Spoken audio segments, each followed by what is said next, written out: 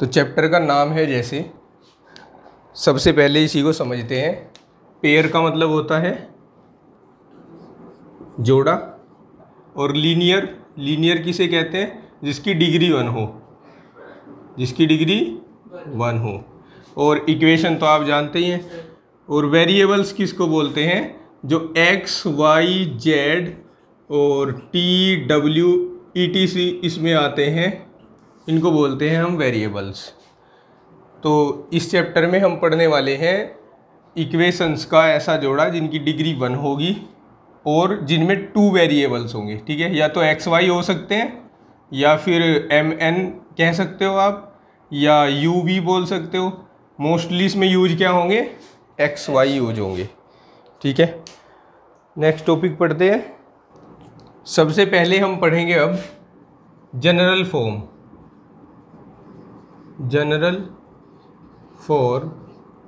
Of pair of linear equation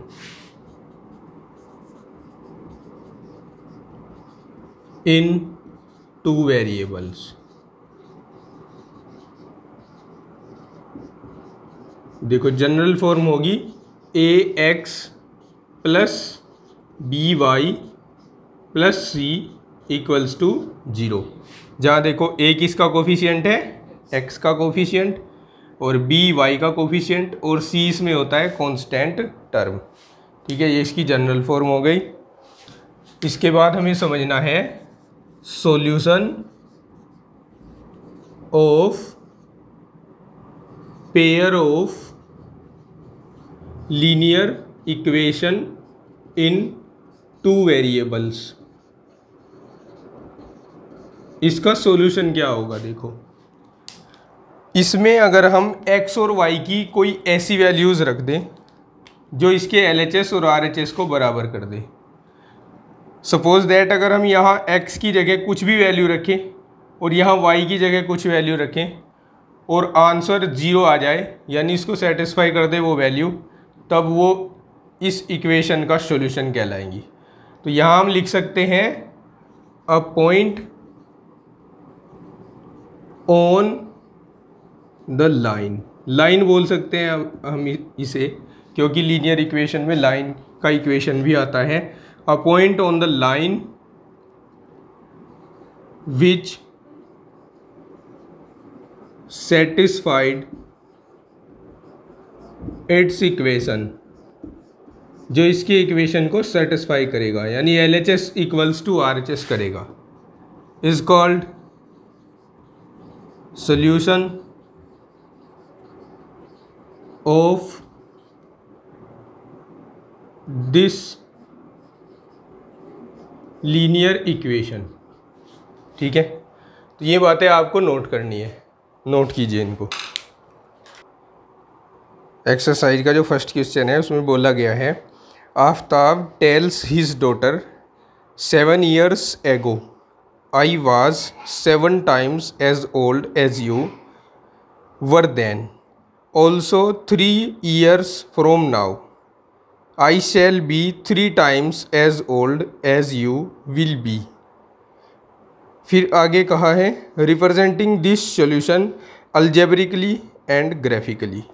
तो ये जो हमें यहाँ पर सिचुएशन दी गई है, इस सिचुएशन के लिए हमें इक्वेशन बनानी है, उसको तो हम बोलेंगे अलजेब्रिकली रिप्रेजेंटेशन, और साथ ही साथ उसका ग्राफ बनाना है, ग्राफ को हम कहेंगे ग्राफिकली सॉल्यूशन। ठीक है, तो सबसे पहले इस सिचुएशन को अब समझ कर हमें यहाँ पर इक्वेशन बनानी है। देखो, यहाँ पर एक तो आफ्ताब है और एक उसकी डॉटर है, तो इन दोनों की एज को हमें कुछ ना कुछ पहले मानना पड़ेगा। तो क्या माने इनकी एज को? एक्सरसाइज 3.1 और solution of question 1। Year B the age of Aftab and Y year age and the age of his daughter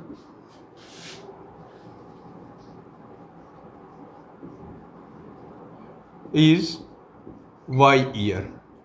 ठीक है, ये हमने इनके एज को मान लिया।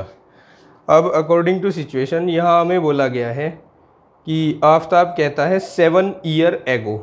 अब बात हो रही है 7 साल पहली, तो सबसे पहले हमें 7 साल पहले की बात करनी है।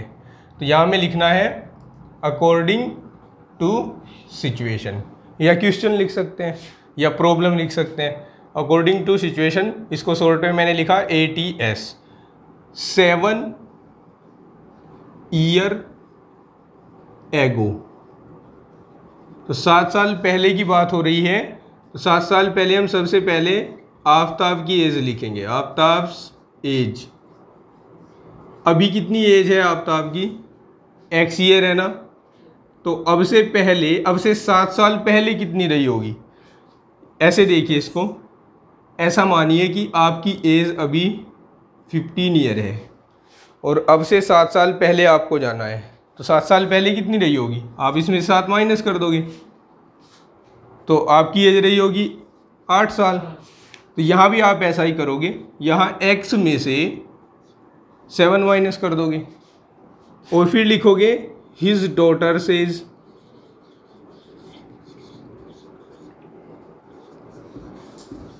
उसकी डॉटर की एज कितनी रही होगी? अभी उसकी डॉटर की एज हमने y ईयर ली है, तो y माइनस 7 ईयर होगी। अब यहाँ कंडीशन लगेगी फिर से अकॉर्डिंग टू सिचुएशन हमें कहती है कि 7 year ago I was 7 times as old as you. यानी आफ्ताब कहता है कि 7 साल पहले मैं तुमसे 7 गुनी आयु का था। I was 7 times as old as you, तो इसका मतलब हुआ कि सबसे पहले हमें लिखनी है आफ्ताब की एज और फिर लिखनी है उसकी बेटी की एज। और आफ्ताब जैसा बोल रहा है कि 7 साल पहले मैं तुमसे 7 गुनी आयु का था, तो हम इसमें 7 से मल्टीप्लाई कर देंगे। अब हम क्या करेंगे, अब यहाँ से एक इक्वेशन बनाएंगे, लीनियर इक्वेशन। मल्टीप्लाई कर दीजिए 7y माइनस 49, और जनरल फॉर्म में अगर इसको रखें तो इस y को यहाँ लाना होगा x माइनस 7y, और इस 49 को भी इधर ले आइए, plus 49 equals to 0।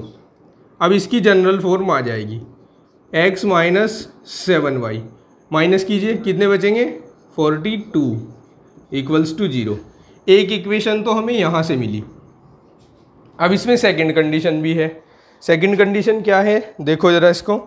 Second condition कहती है कि I shall be 3 times as old as you और 3 ईयर्स फ्रॉम नाउ। अब से 3 साल के बाद आफ्ताब क्या कह रहा है कि मैं तुमसे 3 गुनी आयु का रह जाऊंगा। I shall be 3 times as old as you. तो सबसे पहले तो हमें 3 साल बाद की बात करनी होगी, तो हम यहाँ लिखेंगे नाउ आफ्टर 3 ईयर। अब 3 साल के बाद क्या होगा भाई? आफ्ताब की एज बताओ कितनी हो जाएगी? आफ्ताब से एज ऐड होगा या सब्ट्रैक्ट होगा? 3 किस में?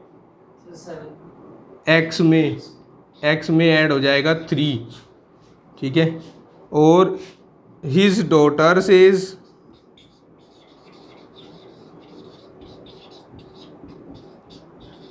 उसकी डॉटर की एज कितनी होगी? x नहीं भाई, y है, y प्लस 3। अब अकॉर्डिंग टू सिचुएशन क्या बोलती है? आफ्ताब कह रहा है कि 3 साल के बाद मैं तुमसे 3 गुना हो जाऊंगा, तो यहाँ लिखेंगे x plus 3 equals to 3 into Y plus 3।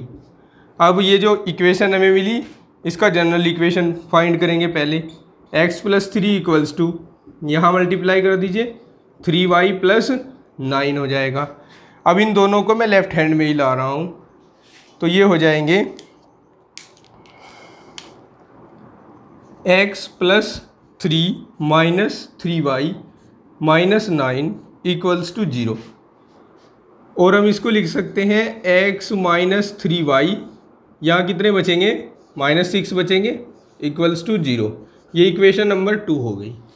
अब हमसे बोला था कि इनका हमें क्या बताइए, अलजेब्रिकली सॉल्यूशन बताइए। तो अलजेब्रिकली सॉल्यूशन तो हो गया, तो यहाँ लिख देंगे एक बार हम, hence algebraically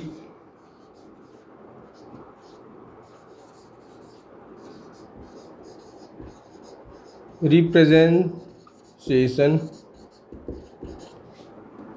of situation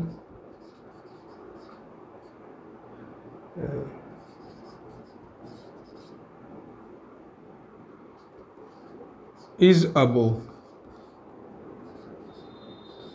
from equation first and second. थोड़ा ग्रामर को ठीक करें अगर, तो हम यहाँ लिखेंगे is given by equation first and second. ये तो हो गया इसका अलजेब्रिकली सॉल्यूशन। अब हम इन दोनों इक्वेशंस को ग्राफिकली शो करेंगे। तो ग्राफिकली शो करने के लिए हमें ये इक्वेशंस लिख लेनी है। मैं पहले इक्वेशन नंबर 1 लिख रहा हूँ, x - 7y + 42 इक्वल्स टू 0। अब इसके नीचे मैं एक टेबल बना रहा हूँ,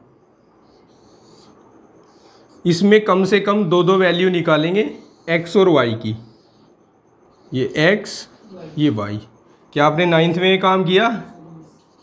तो याद होगा आपके, -6 इक्वल्स टू 0। ये मैंने सेकंड इक्वेशन लिखी है, और इसमें भी मैं यही काम करूँगा, x और y के दो वैल्यू निकालूंगा।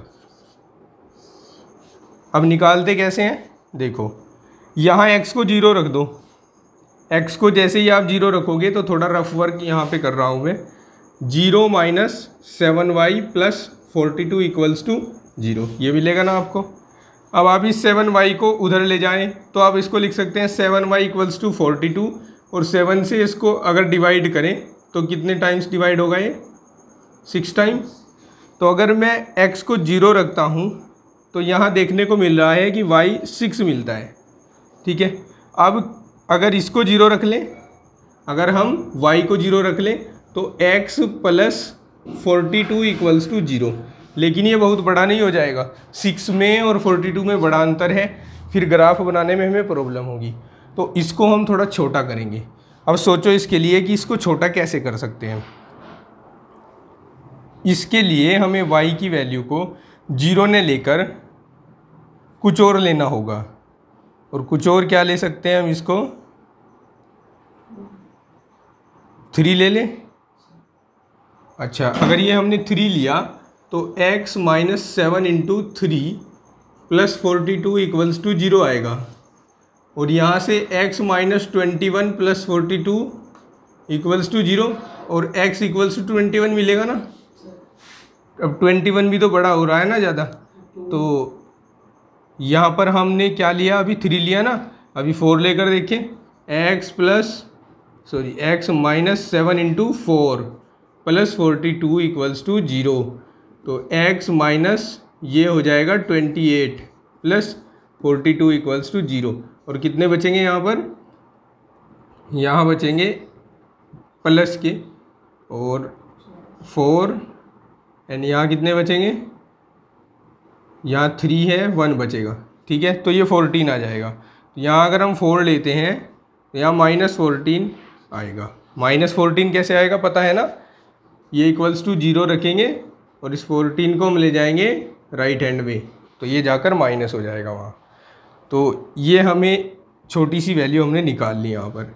अब इस इक्वेशन के लिए देखो, इसमें अगर आप x को 0 रखते हो, तो बता सकते हो डायरेक्टली y की वैल्यू कितनी आएगी, y की वैल्यू आएगी 2 आएगी ना। और अगर आप y को 0 रखते हो, तो x की वैल्यू कितनी आएगी, 6 आएगी। लेकिन ये 2 माइनस का आएगा कि प्लस का आएगा, ये माइनस का आएगा, क्योंकि 6 उधर जाकर प्लस हो जाएगा ना। और फिर हम इसे 3 से डिवाइड करेंगे, तो 3 माइनस का है यहाँ, तो माइनस का ही 2 आएगा, ठीक है। अब ये जो हमने ऊपर यहाँ पर कैलकुलेशंस की, इसको हटा देते हैं। अब हमें क्या करना है, ग्राफ बनाना है, और उसके लिए सबसे पहले आप इसको नोट कर लो।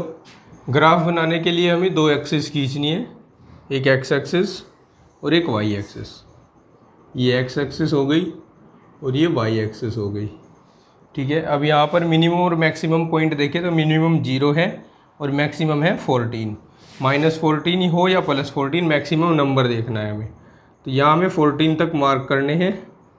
1 2 3 4 5 6 7 8 9 10 11, इसको मैं आगे बढ़ा लेता हूँ, 12 13 14, ठीक है। और यहाँ पर x एक्सिस पर -14 आया है, तो पीछे भी -14 तक मार्क कर देंगे। 1 2 3 4 5 6 7 8 9 10 11 12 13 14। और चाहे तो आप यहाँ लिख सकते हैं -1 -2 -3 -4 -5 -6 -7 -8 -9 -10 -11 -12 -13 और -14। यहाँ भी 1 2 3 4 5 6 7 8 9 10 11 12 13 और ये 14। अच्छा, अब y की मैक्सिमम वैल्यू क्या है, 6 है ना। तो 1 2 3 4 5 6। अब ज़रूरी नहीं कि इसे हम 6 तक ही लाएँ, आगे भी बढ़ा सकते हैं। 1 2 3 4 5 6 7 8 9 और -1 -2 -3 -4 -5 -6।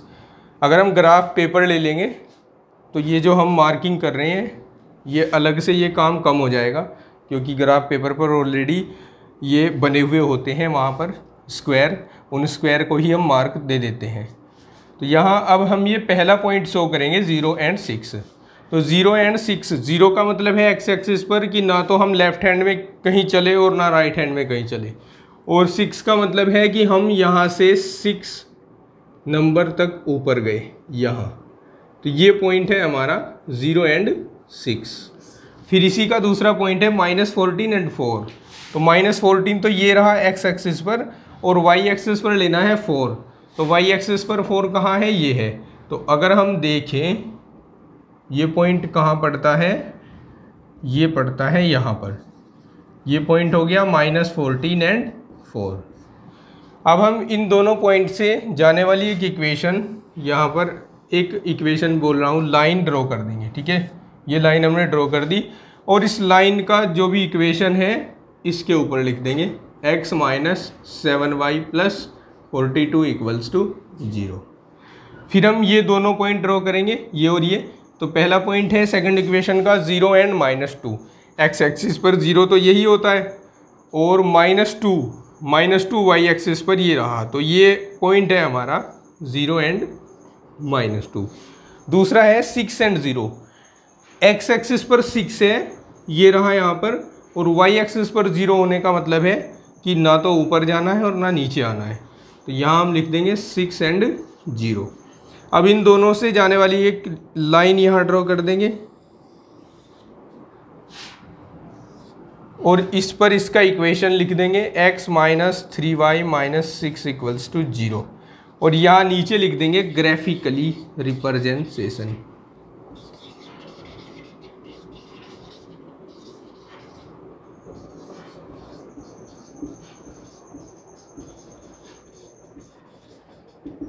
और सॉल्यूशन हो जाता है इसका कंप्लीट,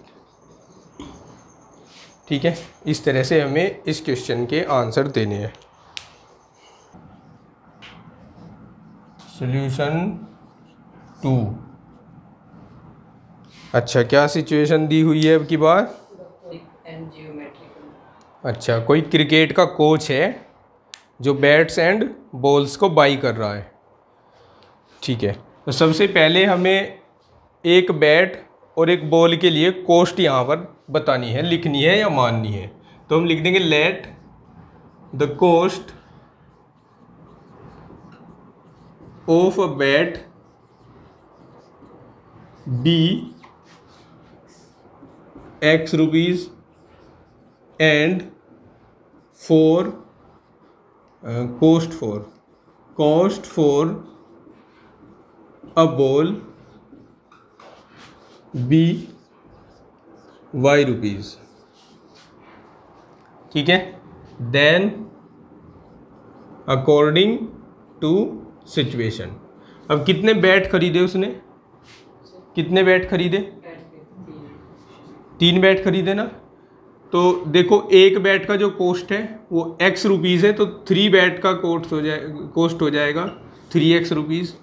और फिर उसने कितनी बॉल खरीदी, 6 बॉल, तो एक बॉल बाई करने के लिए y रुपीज़ देना पड़ रहा है, तो 6 बॉल बाई करने के लिए 6y रुपीज़ देना होगा। अब उसने टोटल कितना जो रुपए हैं वो दिए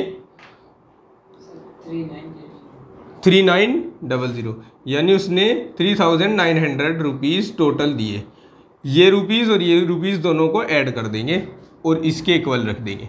अब हम यहाँ देख रहे हैं कि यहाँ से हम 3 कॉमन ले सकते हैं, तो 3 कॉमन लिया तो ये बचा x + 2y = 3900। अब 3 से इसको डिवाइड कर देंगे तो x + 2y = होगा 3 × 1 = 3, 3 × 3 = 9 और 00 एज इट इज़। और इसको हम या यहीं पे छोड़ो इसको, अभी इक्वेशन नंबर 1 हो गया।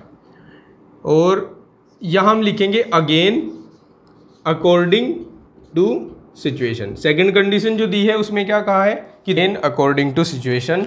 अब उसने एक बैट खरीदा ओनली, तो x रुपीज़ दिए, और उसने 3 बॉल्स खरीदी तो 3y रुपीज़ दिए, और इसके लिए टोटल उसने जितने रुपीज़ दिए वो है 1300। ये इक्वेशन सेकंड हो गई, ठीक है। अब हमें इन दोनों इक्वेशंस को सोल्व करना है, और सोल्व तो बाद में करेंगे। पहले हम लिखेंगे यहाँ पर कि the algebraically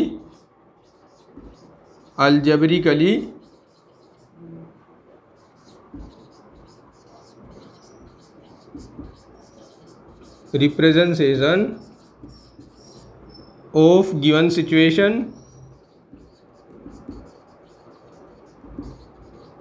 is given by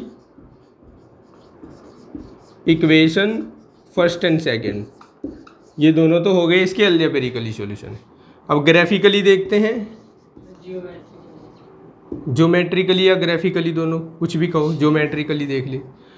इसके लिए सबसे पहले हमें देखिए क्या करना है। इसके लिए हमें वही 2 पॉइंट फाइंड करने हैं जो अभी हमने प्रीवियस क्वेश्चन में फाइंड किए थे। x y, x को 0 रखो, y कितना मिलेगा, देखो 2 जो है ना 1300 को डिवाइड करेगा, कितने मिलते हैं 650, सही है ना। और जब इसको 0 रखोगे तो ये एज इट इज आ जाएगा। अब सेकंड इक्वेशन क्या है, x + 3y = 1300।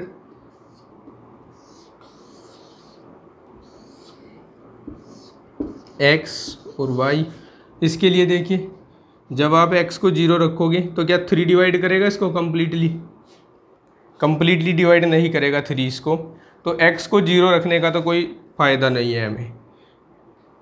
पहले हम y को 0 रख लेते हैं। y को जब 0 रखेंगे तो x हमें मिलेगा 1300। अब x की वैल्यू कुछ ऐसे लें कि कम्प्लीटली डिवाइड करे इसको, और इसके लिए हमें यहाँ पर देखना होगा। देखो इसके लिए कैसे आप पता लगाएंगे कि कैसे क्या वैल्यू रखें हम x की। पहले इसके प्राइम फैक्टर कर लो, अब प्राइम फैक्टर भी इसके शायद नहीं होंगे, डिवाइड करो इसको, डिवाइड तो कर सकते हैं ना।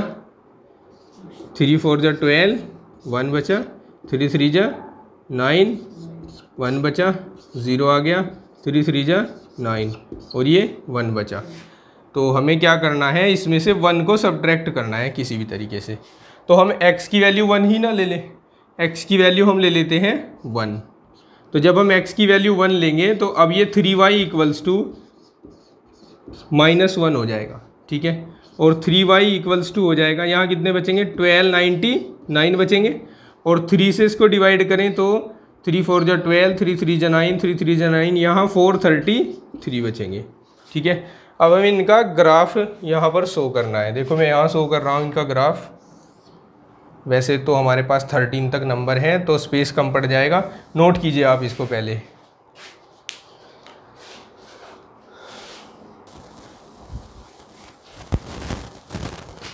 अब इसका ग्राफ बनाते हैं यहाँ पर। मैक्सिमम वैल्यू देखो x की यहाँ है 1300, तो हम 100 का इंटरवल लेकर चलेंगे। 200, 300, 400, 500, 600, 700, 800, 900, 1000, 1000, ठीक है। और ये 1100, 1200 और 1300। और y की मैक्सिमम वैल्यू क्या है? y की मैक्सिमम वैल्यू हमारे पास आ रही है 650। तो यहाँ पर हम लिखेंगे 100, 200, 300, 400, 500, 600 और यहाँ का ही होगा 650, ठीक है। तो ये पहला पॉइंट शो करेंगे 0 एंड 650। तो 0 एंड 650 तो यही है, यहाँ हम लिख देंगे 0, 650। फिर दूसरा पॉइंट है 1300 एंड 0। 1300 एंड 0 ये है यहाँ पर। और यहाँ से इन दोनों पॉइंट से एक लाइन ड्रॉ कर देंगे जाती हुई इस तरह से, और इसका इक्वेशन लिख देंगे x + 2y = 1300। फिर ये जो सिचुएशन है सेकंड इक्वेशन के लिए जो पॉइंट्स हैं उनको शो करेंगे। ये है, ये तो सेम पॉइंट यहाँ पर है, ये पहले वाला 1300 और ये देखिए कहाँ पर होगा। x की वैल्यू 1 तो बिल्कुल यही होगी पास में ही, और उसके बाद है 433, तो 433 कहीं यहाँ पर होगी। तो ये पॉइंट ये कह सकते हैं हम कि 1 एंड 433 ये वाला पॉइंट है। फिर इन दोनों से जाने वाली एक लाइन ड्रॉ कर देंगे इस तरह से, ठीक है। तो ये हो जाएगा इसका जियोमेट्रिकली